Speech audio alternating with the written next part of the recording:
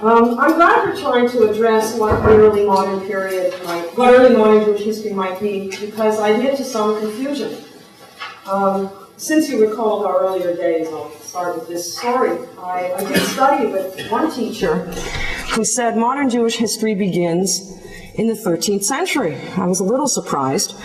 I had come in saying I'm interested in modern Jewish history. I thought that meant, well, then I thought it meant 19th and 20th centuries. 19th, to be honest. And I knew I had some interest in the 18th century, but this teacher told me it started in the 13th century. Why? Because that's when interpretation of Maimonides started. And then my work on late 18th century Habsburg Trieste, I realized that I was dealing with phenomena that I saw as being on the cusp, really, of early modern type issues. In other words, utility, mercantilist confessionalization, invitations to Jews as merchants who were useful. At the same time as there were some very important late 18th century notions which we associate with centralizing absolutism, reforming absolutism, and indeed the move toward, more general laws, more general notions of a polity in which subjects become considered as subject citizens, and some notion of general equal rights, which we always associate with France and emancipation, but which I've been trying to argue for some time. We also have to look at the other great modernizing state of the late 18th century, namely the Habsburg monarchy, where things play themselves out differently. And I think, so I was aware that I was dealing with a subject that I saw as being on the cusp of what I would loosely think of as the early modern and the modern, which of course raised the question, well, you really have to redefine both. So I'm glad that we are addressing what is the early modern. I have a few points. I think one large point, on the one hand, I think it's significant, and I must admit I'm not sure if it's significant or if it's so obvious that it doesn't even need to be said. But we often start by thinking of what do we have available to us, either in textbooks or sometimes in the more, popular what's in the air. So that's what I'm starting with. I think we have these two bookends. We have the expulsion from Spain in 1492, and we have the emancipation of Jews in France in 1790, 1791. And there's this notion often that the Jews were either tolerated aliens or the Jews were citizens.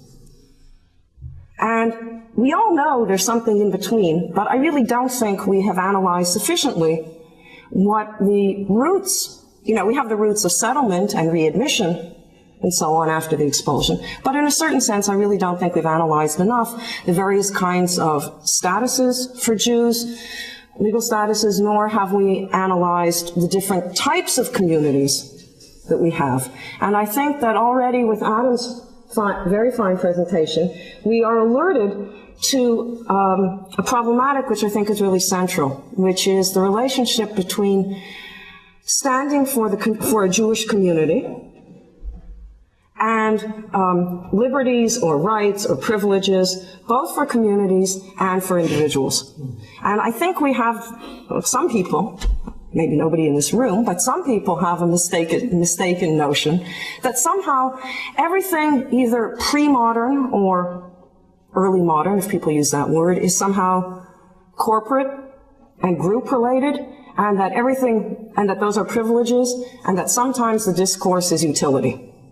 Whereas, ta-da, the modern, French Revolution onward, things pertain to Jews as individuals. No longer is the discourse utility, but rather it's some kind of highfalutin, abstract, more universalist or human rights. Okay. So clearly this hardly does justice to that period in between, which we here all know and love. And I think, I think we really need to integrate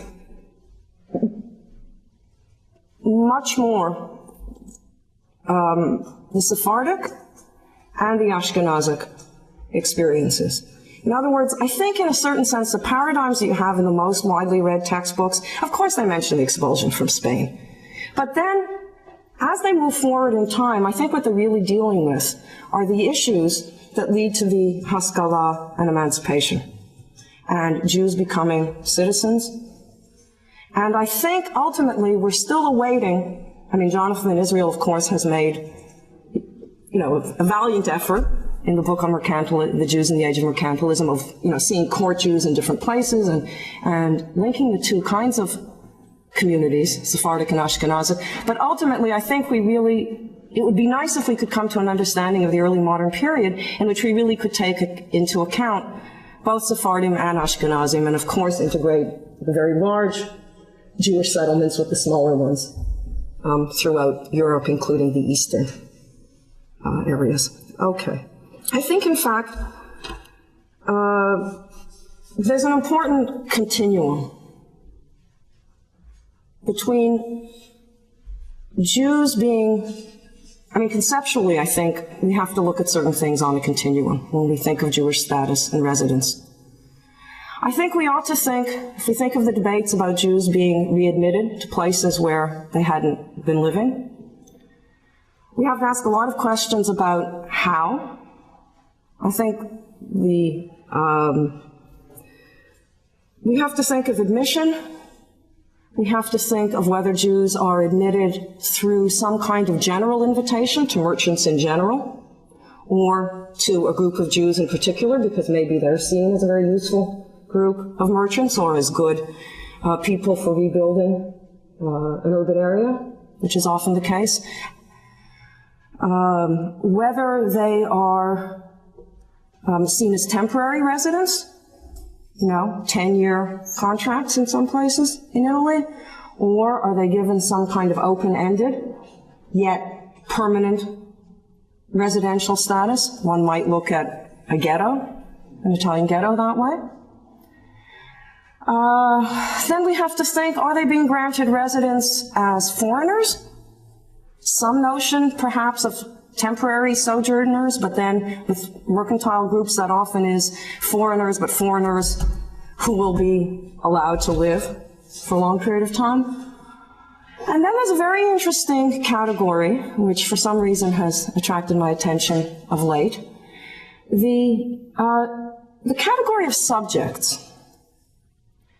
So whether you have people as naturalized subjects or recognized as native-born subjects. And this, to my mind, is really to be distinguished. I don't think this has to do with the older medieval formulas of servi, camera. We're talking about the kind of thing that, for example, in the Reinhardts and Mendes Floor collection, the document I included from Holland, 1657, the Dutch authorities recognizing the Jews, those of the aforementioned Jewish nation are truly subjects and residents of the United Netherlands. Now, when this collection was put together, this document was exciting because it seemed to the editors to prefigure or adumbrate some kind of civic belonging, some kind of new relationship between the state and the Jewish residents. Because they were thinking, okay, so the Jews are not merely temporary foreigners. They clearly are being seen here and acknowledged as being, I would put it this way, of the realm and not only in the realm, or not only in the locality, not only in the place, but of the civic realm.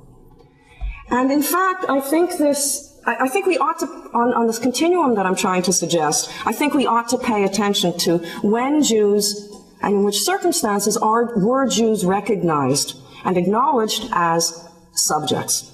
I know, after the French Revolution and in a world of citizenship and liberal constitutional states, it doesn't sound too exciting to be called a subject. But that's looking backwards, really, too much from 19th century onwards. I think in its time and place for Jews to be acknowledged truly as subjects, I think that was significant. And I think it represented a certain kind of political relationship which implied obligations on both sides, protection on the one hand, obedience and fidelity on the other. I think it does signify some kind of belonging. And one of the things I'm suggesting is I think we need many more categories and a much broader perspective for looking at the whole process and the modes of Jewish belonging in different places, even legally. And I think it also, it's a political relationship, or it's bound to a dynasty, to a ruler, and yet I think it somehow bespeaks a more local kind, a more localized kind of Jewish belonging identity. So that's my first plug for paying attention to subjecthood, and I'll come back to that. And then... You say you don't want to kind of take this medieval subjecthood, feudal subject. I was saying that I was listening to your presentation and discussion. I thought that's a natural question to arise, and I don't... All the Jews that they are subjects of their feudal lord, and that's their status.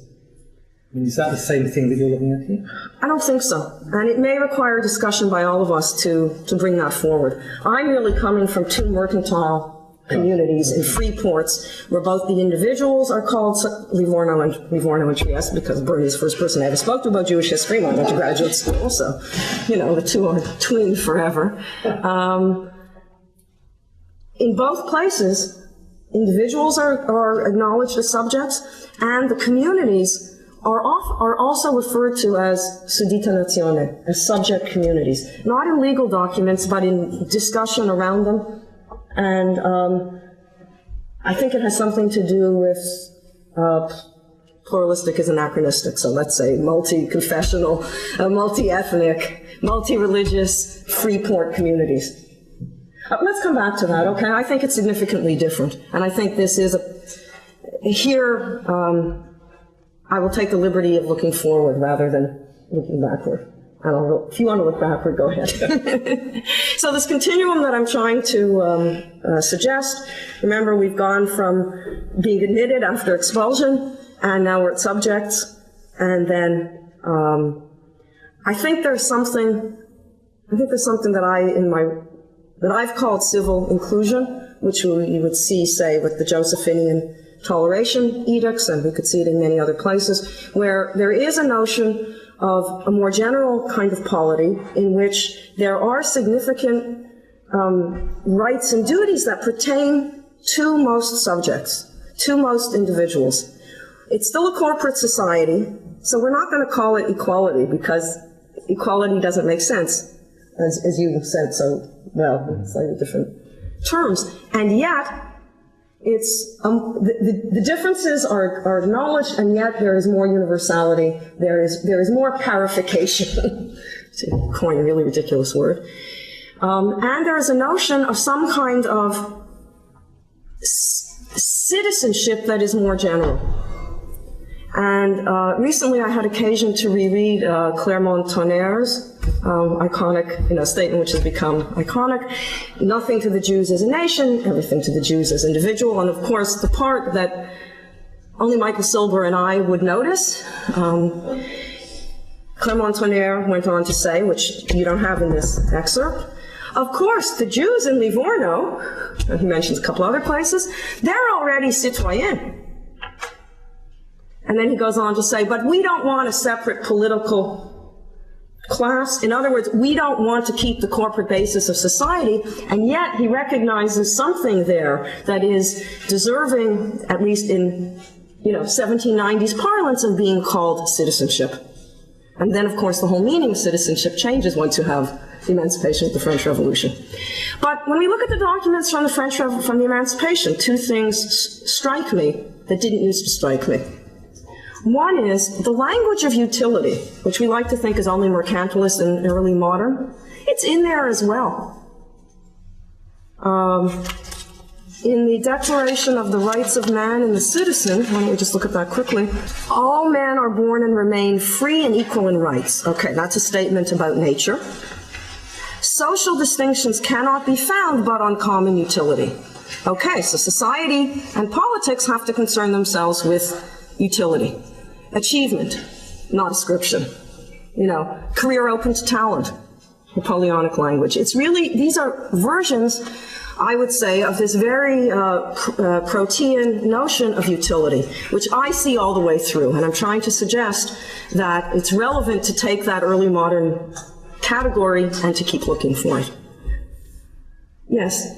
Well, What struck me reading these documents was the contrast between the Maria Theresa privilege and the Joseph privileges, precisely on that point, that within the space of 10 years, she's talking, it seems to me, almost completely about utility, and he's coming along and saying, well, we have to worry about the education of the Jews, we have to worry about responsibility for the Jews, which is much different from his mother. So what struck me was, and I'm a little surprised by what you're saying now, because when I read the documents, I thought this was going to be the point. How in such a short space of time, Good, I surprised you. there was such a sharp shift. So now tell me why I'm misunderstanding Maria Theresa. No, okay, this is, allow me. I wanted to do a little bit of show and tell. Latest research finds, I was in Trieste again this summer, and something new has happened since my last visit. There is a commemorative plaque.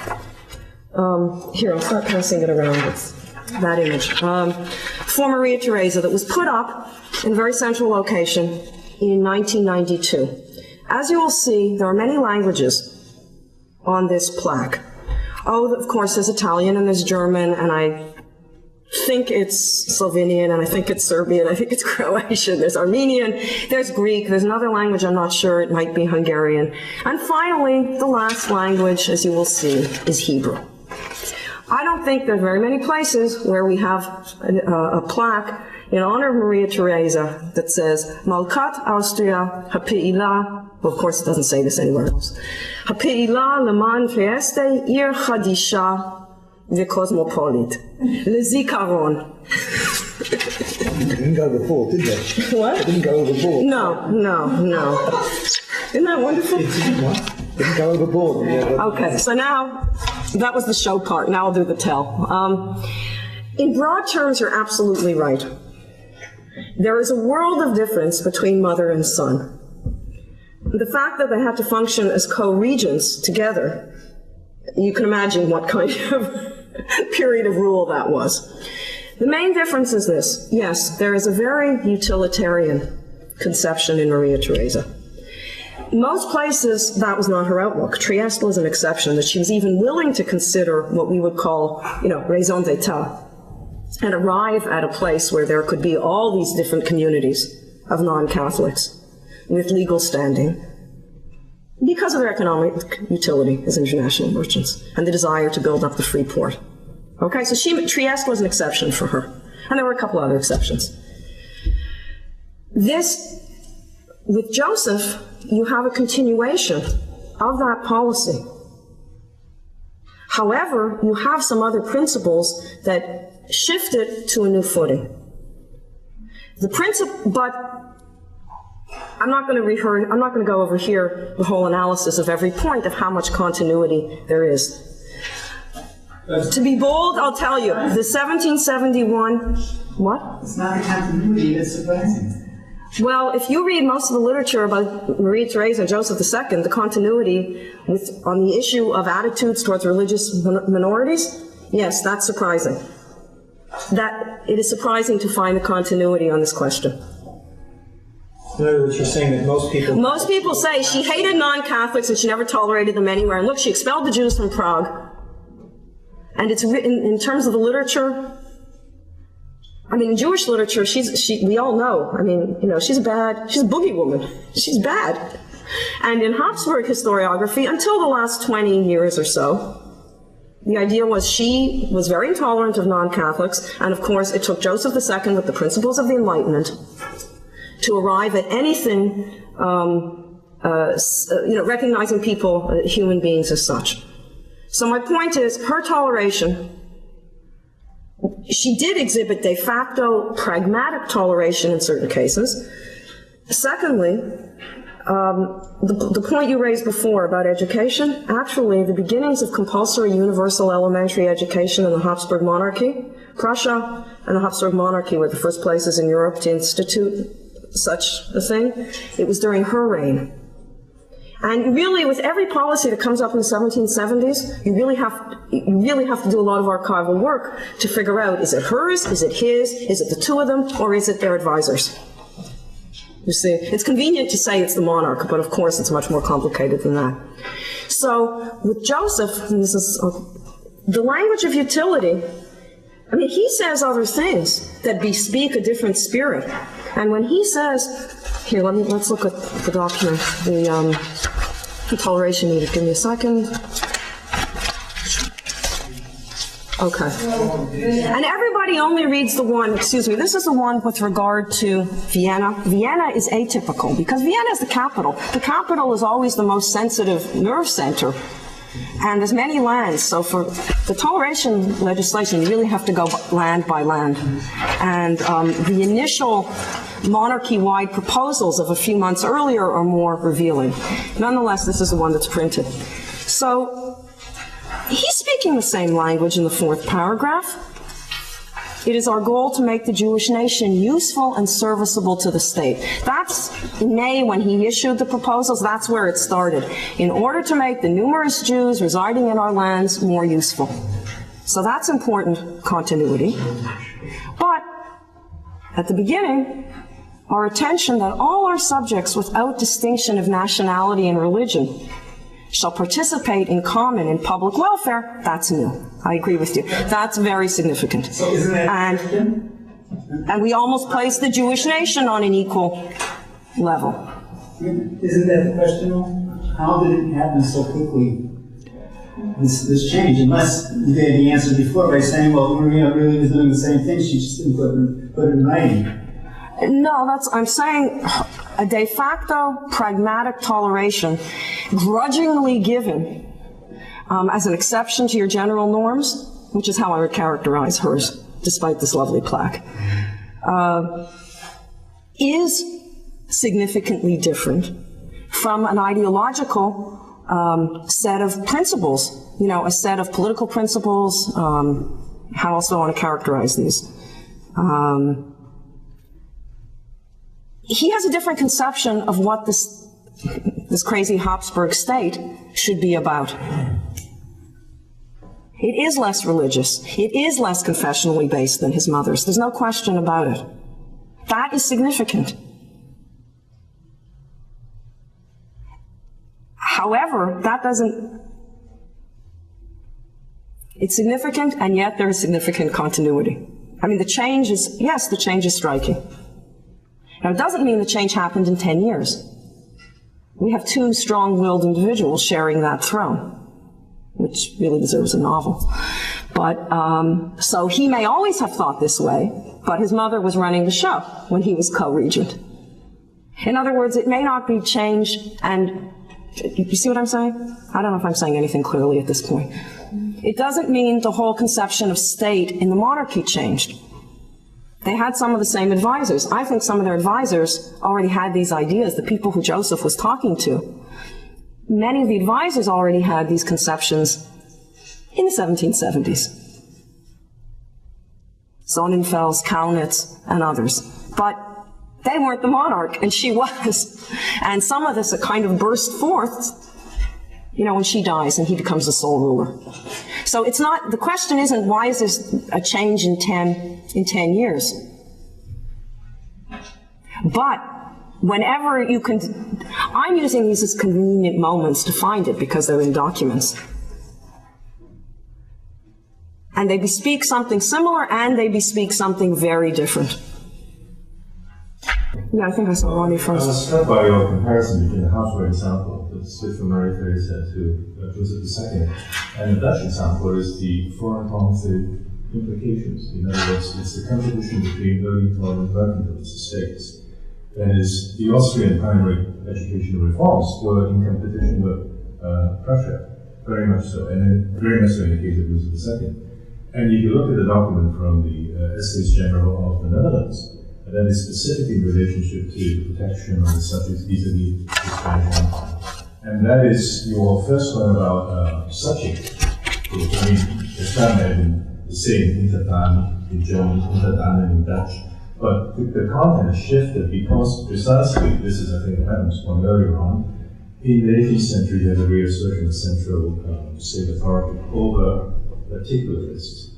Oh, excuse me, over political? Particularists, local, Oh. communal, urban, estate, provincially based concessions of rights which excluded Jews, or which did not allow Jews to participate on the same level. But I think that element of state competition is really what's behind transition from in the 70s from Maria Theresa Elizabeth II, and also in comparison to the Dutch model, because that was in competition with the Spanish Empire.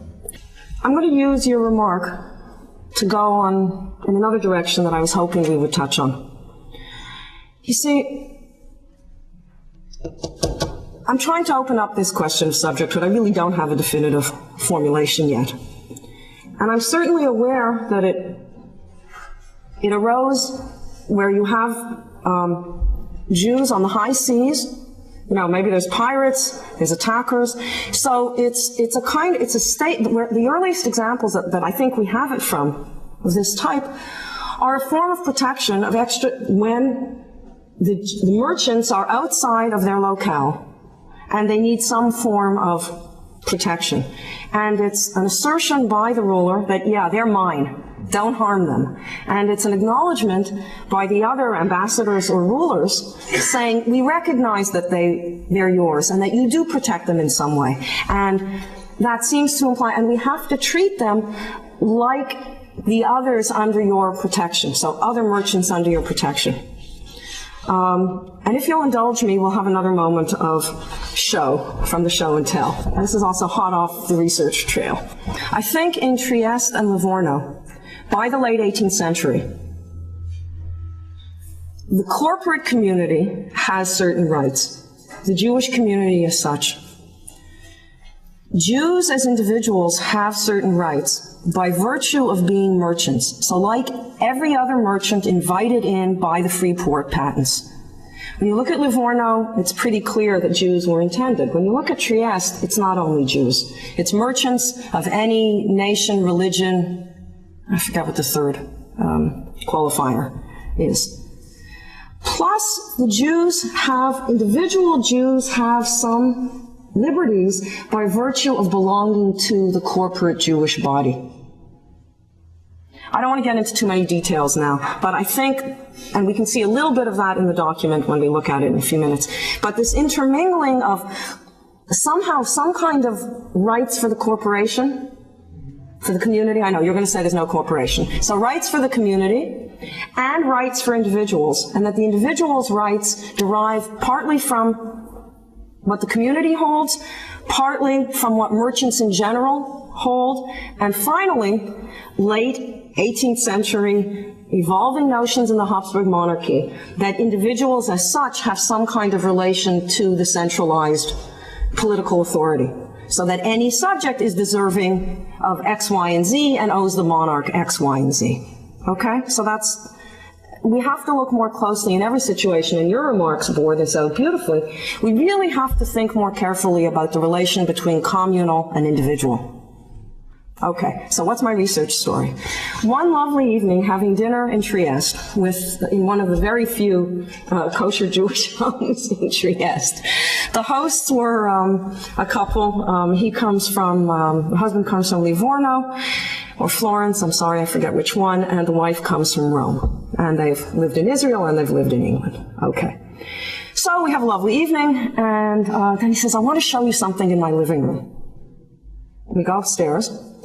And on the wall is this document, framed. Then he took sent me a copy with a digital photograph. What is this? This is a copy of a 1690-something document of the Spanish king instructing his ambassadors and his ministers that they should recognize that the Jews of Livorno are vasallos of the Grand Duke of Tuscany and that they are his súbditos. So it's exactly like the Dutch document. What was so exciting to me was I had given this dry, abstract academic lecture about the notion of subjecthood, in Leipzig in May, and then here in July, someone is proudly showing me, my family had a copy of this, and they kept it from generation to generation, and they passed it on, and look at this prized possession, beautifully framed. I would like to say something, and I suppose it would drive us all crazy with this, so unfortunately we're changing the documentation, so I won't be able to. The origins of these things are much earlier than we're making them out. What I mean by that is this. There's legal documentation. The law itself is not history. And I'm not trying to say that the law is history. But I am saying that by looking at words which get repeated and formulae which get repeated and changes in the formulae, we can get a sense of changing perceptions.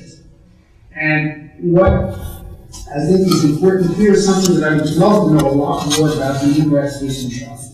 This development of the study of law for the Jews, the tracts written in German actually, in the 16th and the 17th century. I've seen some of them. They're based on Roman law. And in Roman law, as I mentioned tomorrow, Sixtus IV of all people says at one point, you're not treating the Jews tanquam vedi cives. You're not treating the Jews as citizens. Jews are citizens in Roman law, whatever the content of citizen is, and the relationship to suditos. I'm curious I want to go and start with the dictionaries and look up that thing, just like the word Nazio. What's a Nazio? It's not a community. It's sort of this group that you belong to, which then becomes a community, which has rights, but it can't be a corporation because the Jews can't be a corporation in Roman law, by law, even if de facto they are corporations. I see a lot of that in this. Look at this phrase. Once they've been admitted and tolerated. Tolerated. Where are you looking?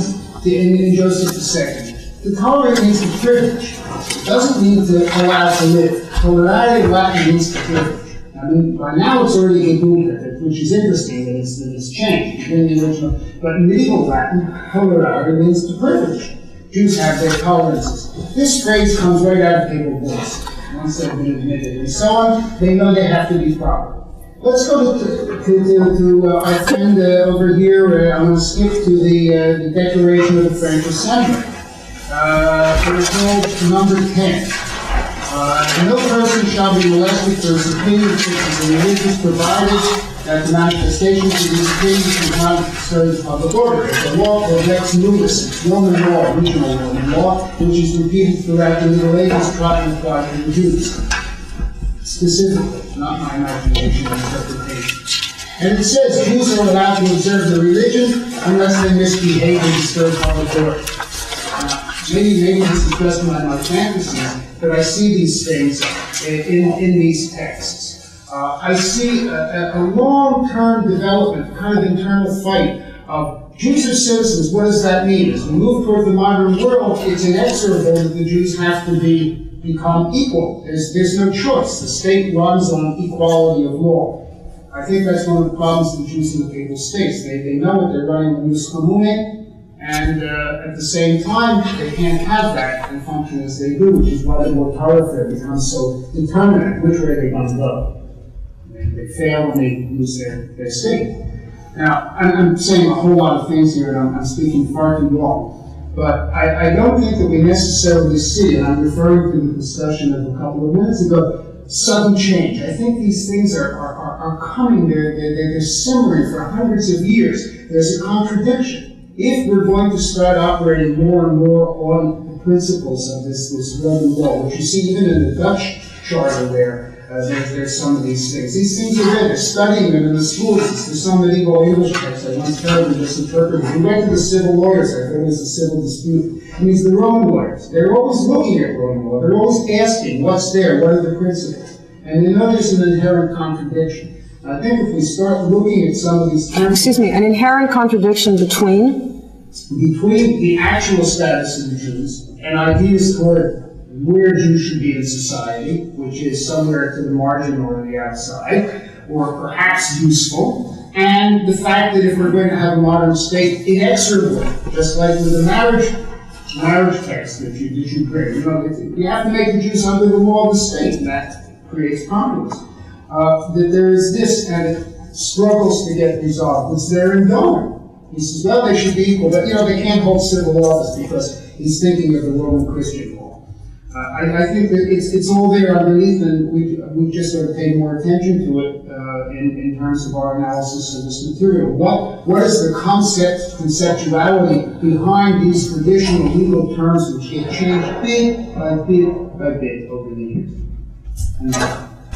That's what you're saying, that these laws are actually changed.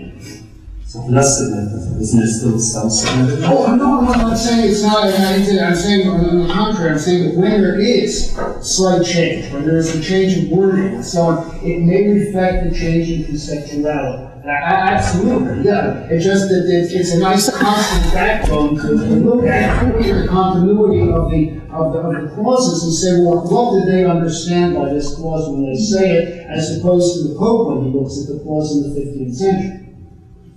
But you see, I'm also, look, we all want some kind of balanced, reasonable position. Well, no, some people want a balanced, reasonable position, whereas some people prefer extremes. But we want to, I would say, it's desirable to find some balance between continuity and change, obviously. And I push continuity. Today I am, and other times too. And I had left out one point, which I would have made about 10 minutes ago. You have in the French National Assembly, the decree recognizing the Sephardim as citizens. It says right there, all the Jews in France, known in France under the name of Portuguese, Spanish, and Avignonese Jews, shall continue to enjoy the same rights they have hitherto enjoyed, and which have been granted to them by letters of patent. So I would say when we even look at classic French emancipation, there were two kinds of emancipation, and we really don't pay enough attention to the continuity, which is very explicit for the Sephardim. So thank you for reminding me to make that point. However, you're absolutely right, and yet I'm bothered, and don't quite know what to do with what you said. Because if something is in Roman law, and it was said in a certain way in the medieval period, it doesn't mean that's what it means, obviously, in the 18th century. I mean, things change over time, so if they're saying geduldet, that's significant. And that's more significant that tolerare, which once upon a time in medieval Latin meant to privilege, has now come to mean to permit, to allow in your midst. So we need to take into... Even privilege doesn't mean the same thing. All right, let me ask something that sort of, I'm trying to find my way among all the things that have been said here. Could we make an argument, or it seems to me we're getting hung up on on our conception as a group of the function of law in society. We're arguing about whether there's continuity of legal terminology, whether in fact there's some new theory that is being, or some new vision that is being articulated through old terminologies and things like that. What does it do? What about if we said this? What about if we said that law is merely an attempt to categorize experience, and that the purpose of the categorizing is partly intellectual. That is, people trying to make sense of the reality around them, but it's partly in order to make that which happens in law courts possible. In other words, law is really designed to allow law courts to function. And what law courts do is to resolve disputes in which contradictory personal interests simply come up against each other, and you need some set of rules to regulate those conflicts. And so you have a set of rules, and they have to kind of be fixed. But law is really a game. It's really a set of arbitrary categories that are imposed on reality because you need a set of rules for purposes of litigation. However, law does not reflect reality, and you said before law is not history. I would take it one step further. I would say that law, as it is written, is certainly a reflection of the kind of theory you're talking about, subtlety, and what does this really mean, and what can we say. But it's also, I think, much more than a reflection of ideology. I think it's a reflection of practice. So that I think that what you're really pointing to here, and the example of the port charters, and what Ron suggested that these are, that it's a function of high seas and things like that, what you have is a changing reality. You have a participation of Jews in a changing trade network. This is first of all created as a reality. Then the law kind of catches up to the reality. Would that kind of approach that doesn't worry about the language of the law, have I freed us from worrying about the language of the law in the sense that it is a secondary reflection that we would in fact have to change? No, even if that's so, we can still worry. We should still worry about the language. I mean, I don't accept the notion that because something is repeated over and over again, we don't have to pay attention to it. There's often changes. First of all, the meaning might be different if the context is different. Sometimes, you know, the smallest nuances, the smallest changes carry a great deal of meaning. So repetition doesn't mean ignore me. Repetition says, look at, you know, pay more attention. Let's look at the privilege together. And the privilege of Maria Theresia for the Jews of Trieste, the primary one, 1771. And I'll highlight a few things, and no doubt you'll comment, and then I'll make a few more general comments, and we'll be done.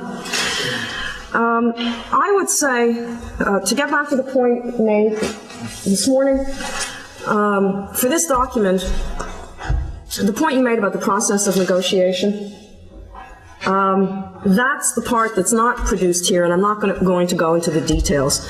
But I have read, you know, the petitions from the Jewish community. I read the drafts that went back and forth between the local authorities, the central authorities in Vienna, and the Jewish community. And it's absolutely fascinating to see what is said at one point, what gets crossed out, what comes back. And I would say that those, you know, when you have access to those processes, that process of negotiation, it can be really eye-opening. And on this question of individual and community, which is occupying us for the moment, that's something where the crossings out and the different drafts were highly significant. Because I'm going to call our attention to the places here where there's mention both of community and individual and community and subjects. In the drafts, in some places, the word community was crossed out and was replaced by individual. In some cases, the word subject was crossed out and individual was put in. In some cases, as in the middle of the second type page, the paragraph that begins, we promise to the Jews already settled or who will settle in Trieste the unrestricted exercise of the arts, crafts, and trades. And that in their personal property and tax status, they will be equal to the other nations or subjects. Here's a case where the communal designation was left in, and the individual one was put in alongside. So all those variations, I think, are highly interesting, and they really suggest the dual focus of this privilege, which we see very, very early on in the first two paragraphs. Namely, there is a community, so it's already established, already recognized as a legal entity. And this community is certain, liberties are being reconfirmed. The reason the community exists with the privileges that it does is because there are particular individuals who are very, very useful. A few generations earlier, there had been a couple of Jews in Trieste who had rights and privileges that were comparable to those of other court Jews. Those were changed in this privilege really to an amalgam of the free port patents, which were just to merchants as such, any individuals, and all the court Jew language is removed, and anything that would be ridiculous when extended from the individual to the community. In other words, you can't say that all the Jews living in Trieste should be able to settle anywhere in the monarchy that they like, or they should all be exempted from the head toll when they travel to Vienna, right? Those are examples of what had been pertain to individual court Jews, but when the principle was taken that because you have this community in the free port situation and the free port patents for merchants as such, as individuals, and you want to attract more such merchants, and you want to make the communal status solid and attractive enough so that you will bring in more, the principle was that you take whatever was favorable and still applicable and you generalize it. But sometimes that meant toning down some of the specifically court Jew kind of things. Anyway, that's deep background. But looking here, we have in the second paragraph. So, in the first paragraph, we have the notion of the subjects are highlighted. Foreign trade is important. Utility, we want to make all the subjects more fit for state service and responsibilities. You want to make commerce prosper in Trieste, and you want to improve the condition of merchants who are subjects and who are foreigners. Toward that end, in the next paragraph, the Jewish nation, which is especially suited to commerce. I mean, this sounds just like Manasseh ben Israel, but we're in 1771 in a Theresian privilege. Okay. So here's utility. They are invited by the most general patents. And there's this play between invited here and tolerated when it comes around to giving the statute for the community in terms of the internal self-regulation. That's in the subsequent document. And here is one of the key sentences in the middle of the second paragraph. They arouse our most merciful particular reflections, all the more since on the one hand, the settlements of the nation itself in Trieste already constitute a formal community. And since on the other, some of its individuals who belong to the mercantile exchange contribute by means of work and counsel. So they're useful, they contribute, they have a particular economic function. They're going to be the most privileged. But the idea is to pay attention to this formal community as such, and to these individuals. And you see this repeated over and over again. We wish to give to the Jewish community in Trieste in general, and to the Jewish merchants of the exchange in particular. And I won't point that out. It's here 5 or 6 times. And then on the next page, with regard to various, with regard to import commerce or export commerce, the diploma says we will give to the Jews now here and those who will come in the future. You know, there will be administered the same impartial justice that our other subjects meet with, right? Or what I quoted before, the property tax and personal status. They will be equal to other nations or subjects. And then you notice at the end, penultimate paragraph, we confirm generally and without distinction in favor of the Jews already settled or who will settle in Trieste the privileges and prerogatives authorized by the free port patents. In other words, this is a statement for the community, but that doesn't vitiate anything that's been offered to individual merchants. And Jews are also individual merchants coming into Trieste under the free port patents, in addition to being members of this community, which has rights to a cemetery and so on. So the two things exist side by side. And by all of our subsequent sovereign... From the French example you gave before? The French example? Which French example? Where they say that actually the Jews already have rights in the form of letters of patent, which were granted to individuals. Well... The letters of patent were not granted to individuals. No. They were granted to a group of... No, but his point still obtains. Well, I mean, we have... Isn't the point that the rights are being subsumed, and in that subsumption they're being changed? The basis in France. In France. In France, yes. That's what I'm asking. Is that different from what's happening here? Yes and no. No. The real answer is yes, it's different. Okay, but the reason it's different is a new kind of state is coming into existence with the French Revolution. Now, the mistake we often make is we think that the revolutionaries understood everything it was to become at the moment of its inception.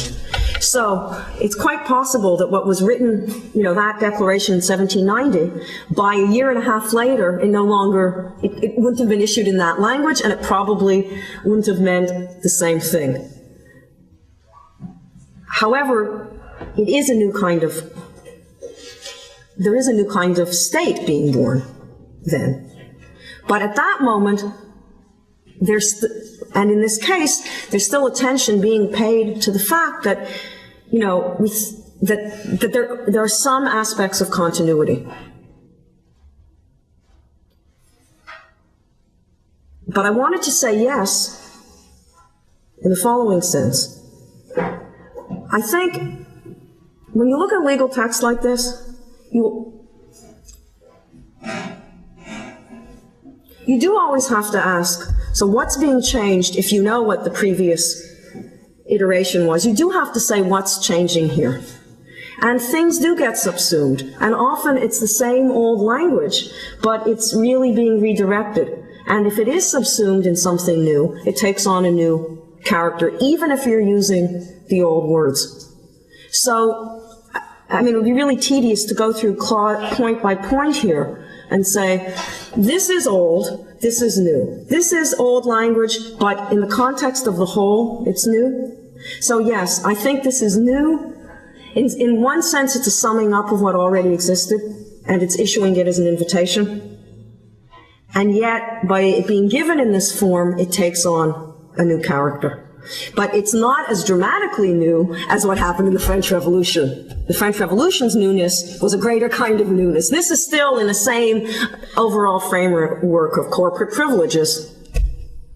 Okay, so I would simply say, I certainly haven't provided a new definition of the early modern period.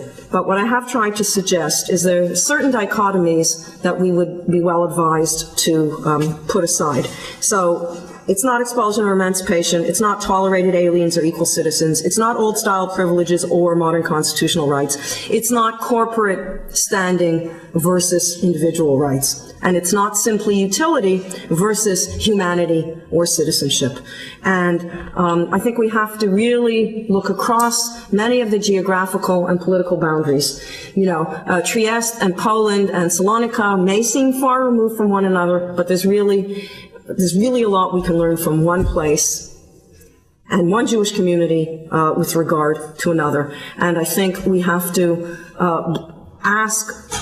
we have to be prepared for more variety and more multiplicity in our notions of Jewish community and of corporate standing and of privileges, and at the same time try when we can to see continuities that we weren't attuned to. And I would put an emphasis really on always to be on the lookout for the meshing of liberties or standing or rights for the group alongside, enmeshed with, and sometimes in great tension with those for individuals. Thank you for your patience.